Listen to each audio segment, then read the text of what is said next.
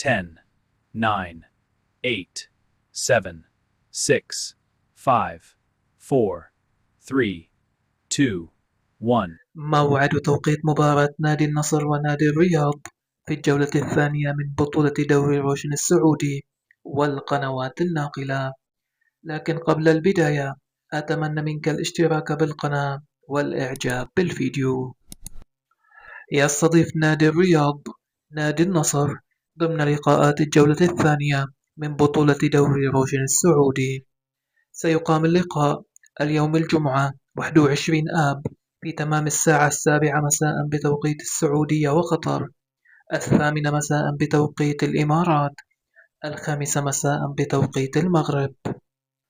سيلعب اللقاء على استاد الأمير فيصل بن فهد ملعب نادي الرياض.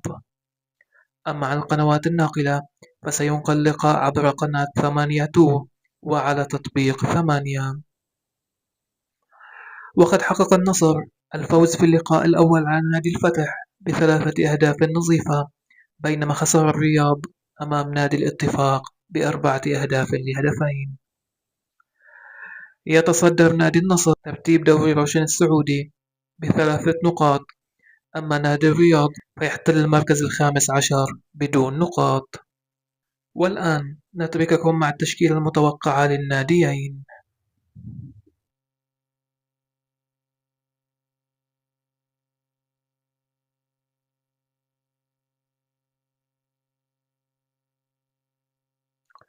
في الختام اكتب لنا توقعك لنتيجة هذا اللقاء في التعليقات، ولا تنسى الاشتراك بالقناة والإعجاب بالفيديو.